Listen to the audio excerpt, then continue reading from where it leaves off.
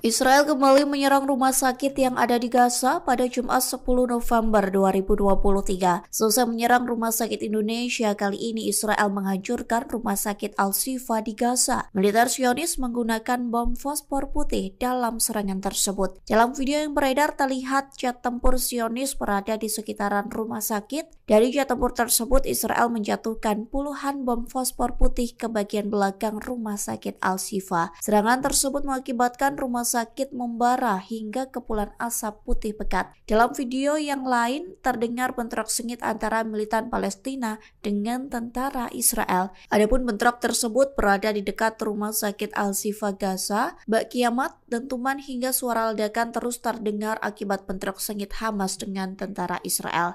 Sementara Hamas mengatakan 13 warga dan puluhan korban terluka dalam serangan tersebut.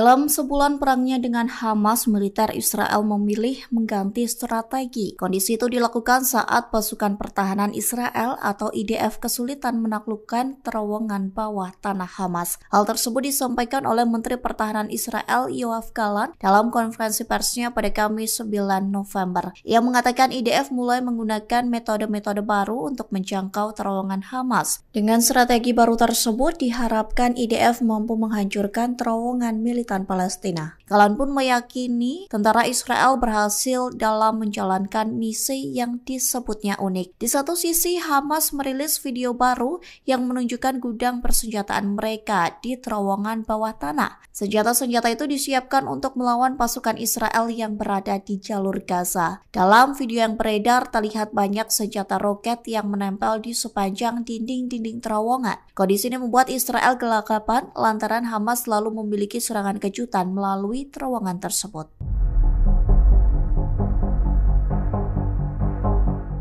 Israel diduga ketakutan disergap Hamas sehingga kesulitan mencari tentara Zionis korban perang.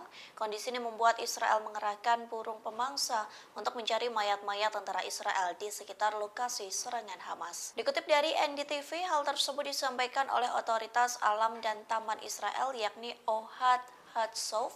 Ia mengatakan Israel menggunakan burung pemangsa seperti burung elang, burung nasar, dan jenis lainnya. Adapun burung-burung tersebut dilengkapi dengan alat pelacak. Ohad mengatakan strategi tersebut dilakukan oleh Israel seusai perang dengan Hamas. Menurut pengakuannya, beberapa tentara Israel datang kepada Ohad untuk meminta bantuan. Ide tersebut pun pertama kali muncul dari sebuah unit cabang sumber daya manusia Angkatan Darat yakni Eitan. Salah satu tugas Eitan adalah mencari tentaranya yang hilang. Ohad pun mengatakan dalam misi tersebut burung pemangsanya berhasil menemukan 4 mayat tentara Israel. Sayangnya ia enggan membeberkan lebih banyak terkait lokasi penemuan dan identitas dari mayat tersebut. Sementara Ohad sendiri merupakan memimpin sebuah program yang melacak burung nasar griffon yang kini terancam punah. Adapun program ini telah menandai ratusan burung dengan pelacak GPS untuk mempelajari pola migrasi, kebiasaan makan, dan ancaman lingkungan yang mereka hadapi.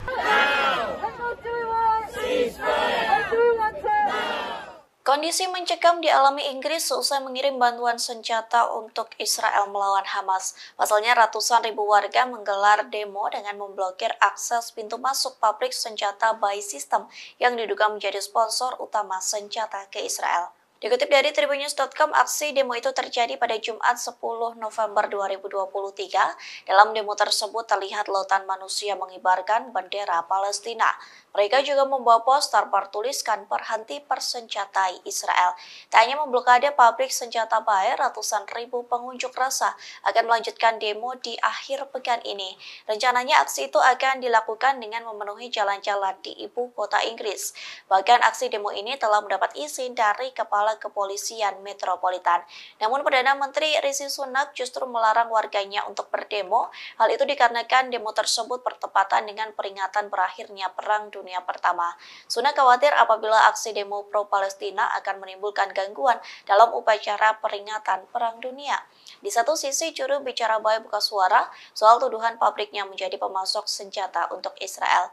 Pihaknya menegaskan bahwa perusahaan tersebut tidak mengekspor langsung peralatan tempur apapun ke Israel.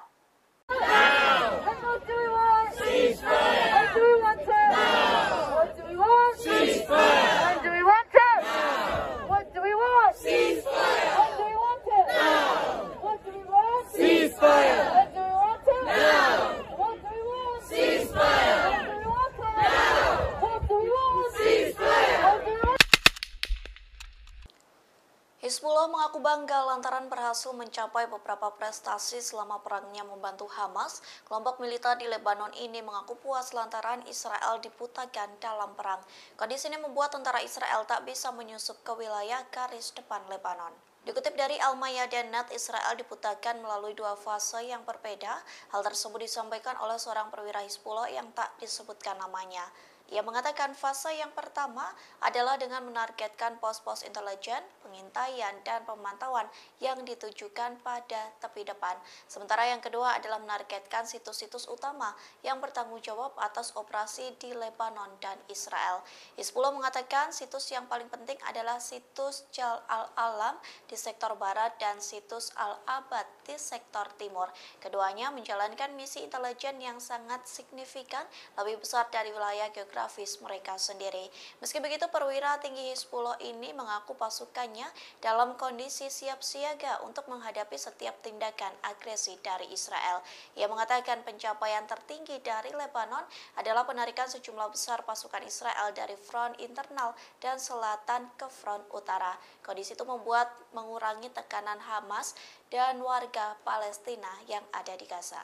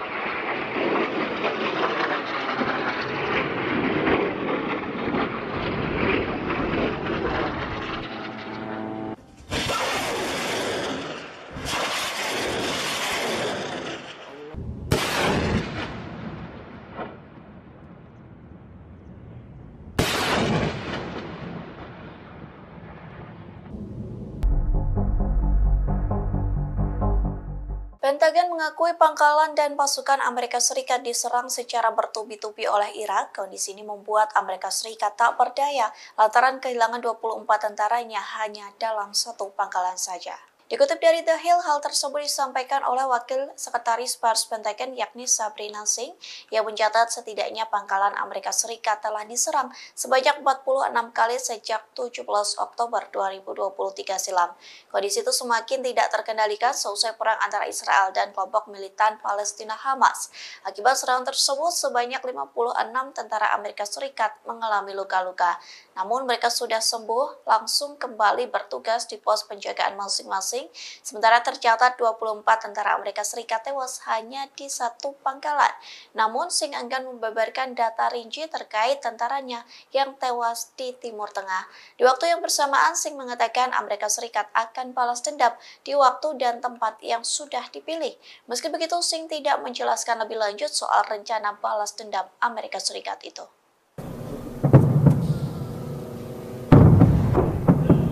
Media Israel menyebut bahwa tentara Zionis mengalami kelelahan mental seusai berperang melawan Hamas selama 1 bulan. Seorang psikolog Israel pun mengatakan bahwa tentara Zionis dikendalikan oleh monyet-monyet nakal yang berkelantungan.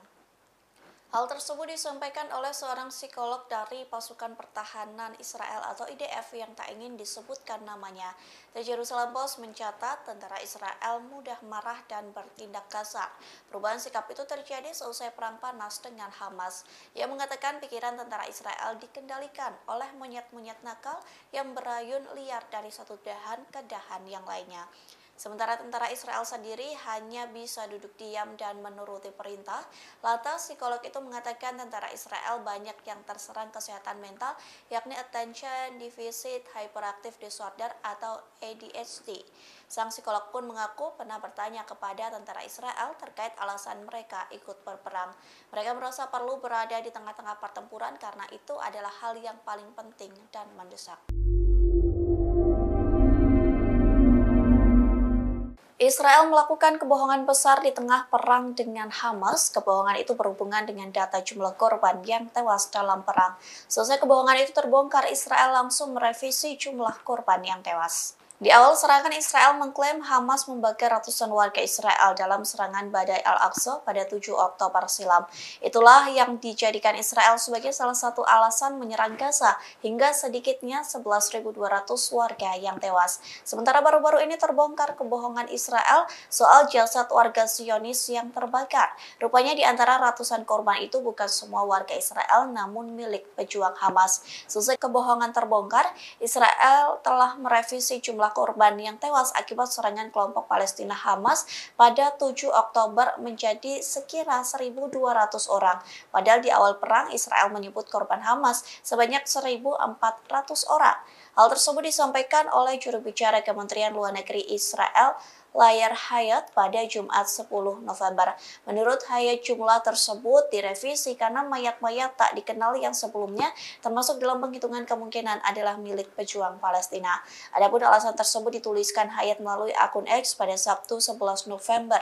Sementara pihak berwenang Israel juga mengatakan bahwa kelompok-kelompok Palestina juga menyandra lebih dari 240 orang selama serangan tersebut.